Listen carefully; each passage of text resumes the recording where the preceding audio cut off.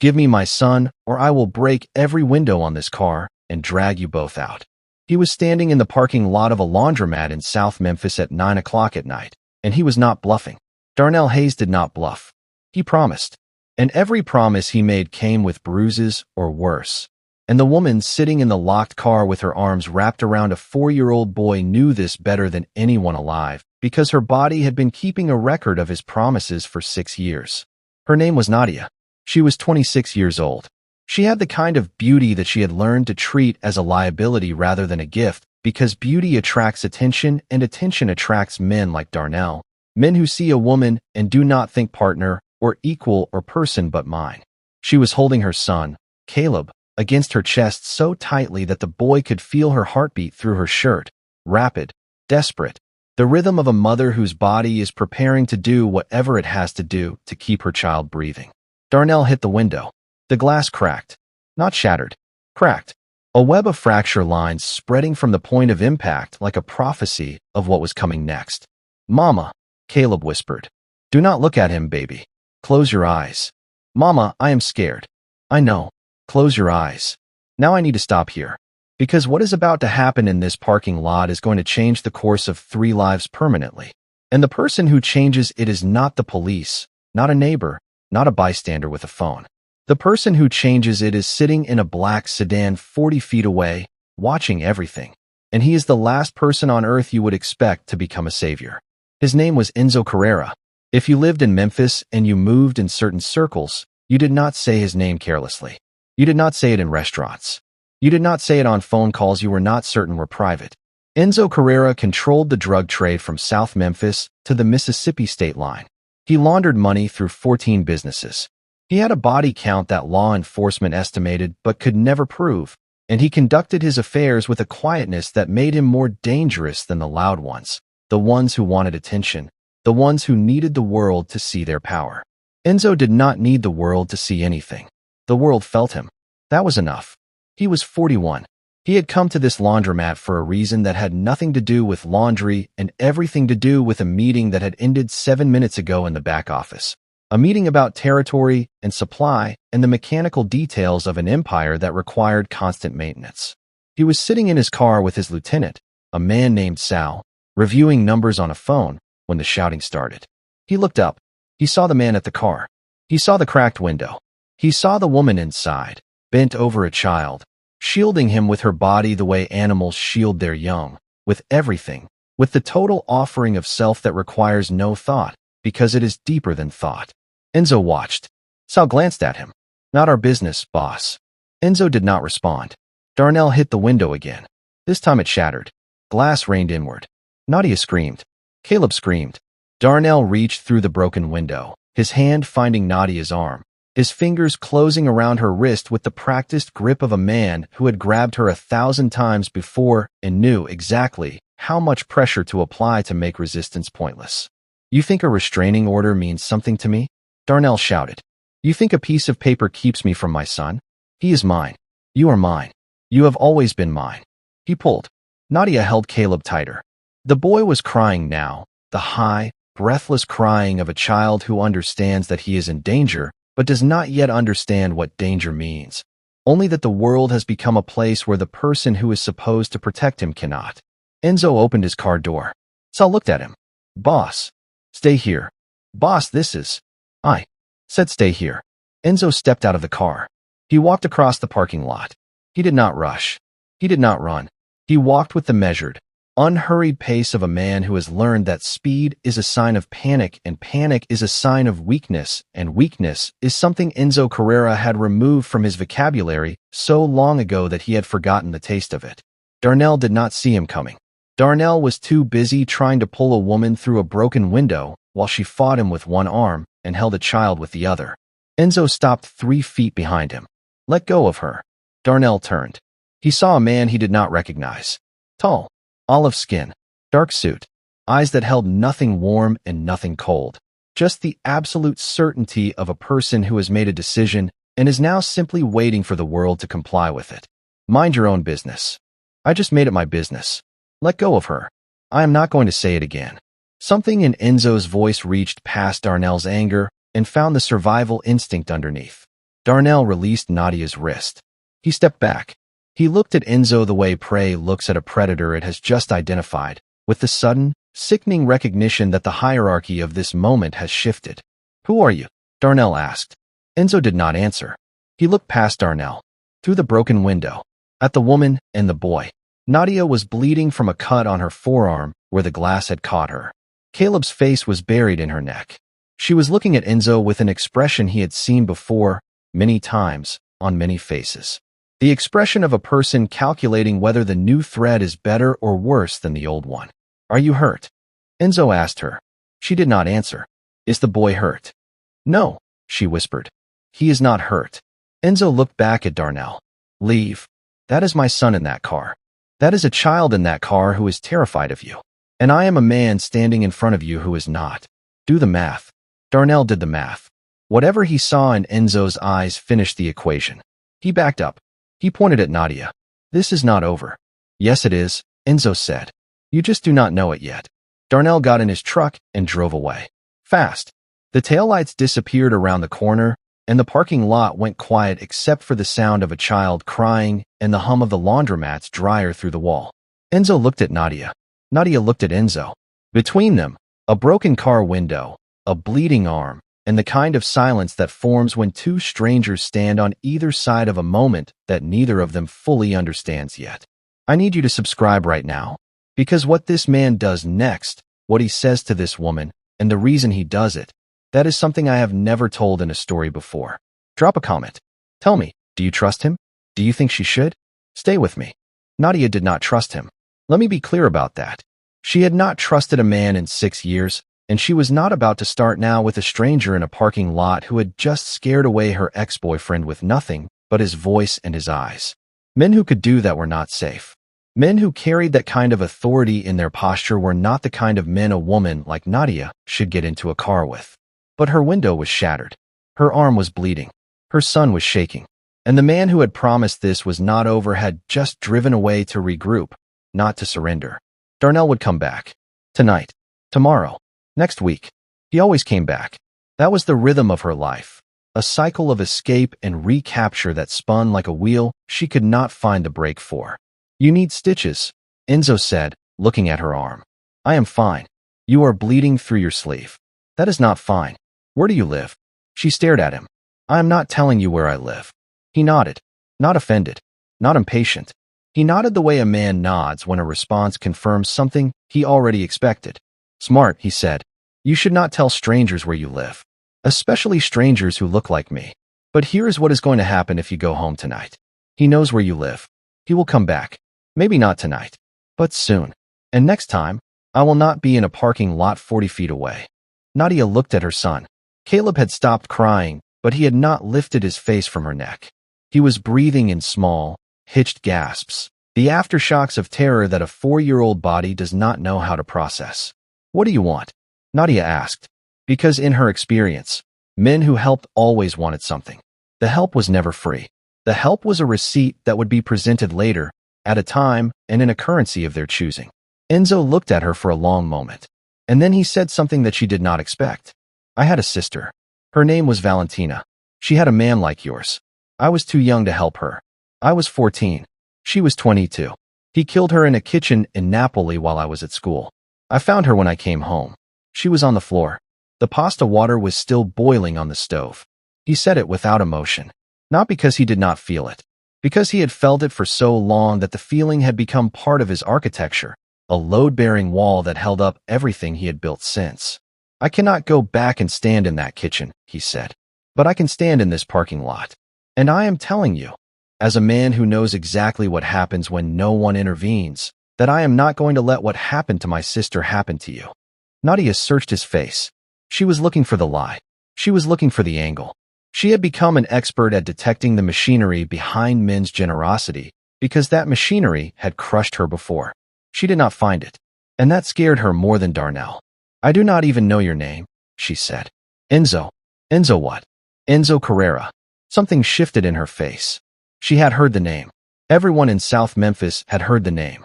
She was standing in a parking lot with a man whose reputation was built on things that should have made her run faster than Darnell ever could. But Darnell had broken her window. Darnell had grabbed her arm. Darnell had terrorized her son. And Enzo Carrera had walked across a parking lot and made it stop with 4 words. "Come with me," Enzo said. "I have a doctor who does not ask questions. We will get your arm fixed. You and the boy will stay somewhere safe tonight. Tomorrow you decide what you want to do. If you want to leave, you leave. No strings. No debt. No receipt." She almost said no. The word was right there, sitting on her tongue, ready to launch. But Caleb shifted in her arms and whispered, "Mama, I do not want to go home. He will come to our home." A 4-year-old boy, asking not to go home, because home was not safe. Because the word home had been emptied of its meaning by a man who used it as a cage. "Okay," Nadia said. "One night." It was not one night. Enzo took them to a house in East Memphis, a property he kept off the books, a 4-bedroom colonial with a security system that could detect a footstep on the lawn from 30 yards. A doctor came. He stitched Nadia's arm. He checked Caleb, who had a bruise on his shoulder from Darnell's grip that neither Nadia nor the boy had mentioned because they had both learned to categorize bruises as normal. The doctor left. Nadia put Caleb to bed in a room that was bigger than their entire apartment. The boy fell asleep in under 3 minutes, the way children fall asleep when they feel, for the first time in a long time, that the walls around them will hold. Nadia came downstairs. Enzo was in the kitchen, drinking coffee, reading something on his phone. She sat across from him. "Thank you," she said, "for tonight. You do not need to thank me. What happens tomorrow? Tomorrow I find out everything about Darnell Hayes. Where he works, where he sleeps, who he knows, what he owes. And then I make sure he never comes near you or your son again. Why? You do not know me. You do not know Caleb. Why would you do this?" He put down his coffee. He looked at her, and what she saw in his eyes was not pity, was not desire, was not the calculation she had been bracing for. What she saw was the face of a 14-year-old boy standing in a kitchen in Napoli, looking at a woman on the floor, making a promise to a ghost that he had been trying to keep ever since. "Because I can," he said. "And because that should be enough." Over the next week, Nadia and Caleb stayed in the house. She told herself each morning that today was the day she would leave. Today she would take her son and go back to their apartment and figure it out the way she had always figured it out, alone, underfunded, running on caffeine and prayer. But each morning, Caleb woke up without fear.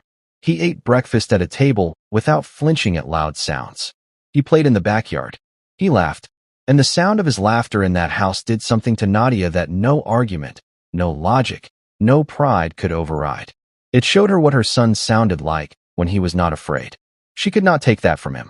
She could not take him back to the apartment where the locks did not work and the windows faced the street where Darnell's truck would inevitably appear. And Enzo, for his part, did something that Nadia had never experienced from a man in a position of power. He gave her space. He did not hover. He did not insert himself into her life.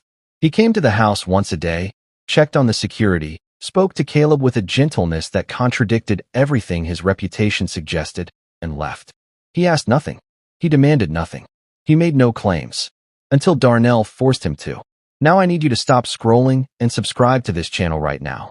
Because Darnell is about to do something that triggers a response from Enzo Carrera that will change these 3 lives permanently. Tell me in the comments, what do you think Darnell does?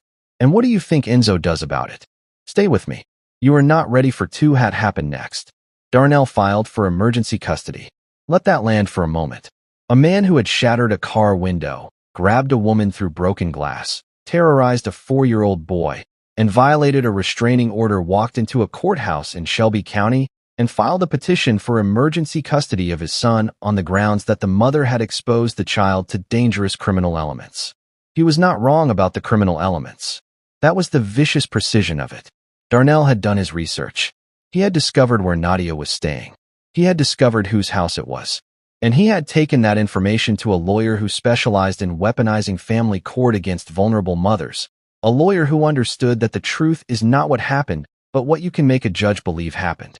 The petition described Nadia as an unfit mother who had voluntarily placed her child in the home of a known criminal associate.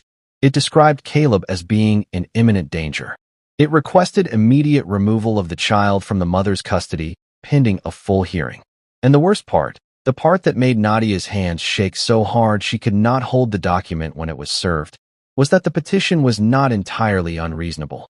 She was living in a house owned by Enzo Carrera. Enzo Carrera was a man whose name appeared in law enforcement databases.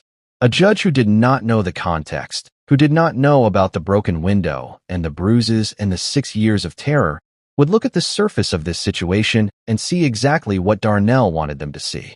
A mother who had moved her child into a dangerous environment. Nadia sat at the kitchen table of the house in East Memphis and read the custody petition 3 times. Each reading made her smaller. Each reading took something from her, some fragment of the hope that had been building over the past week, the hope that maybe this time the running would stop, the hope that maybe the walls around her son would hold. She was still sitting there when Enzo arrived. He read the petition.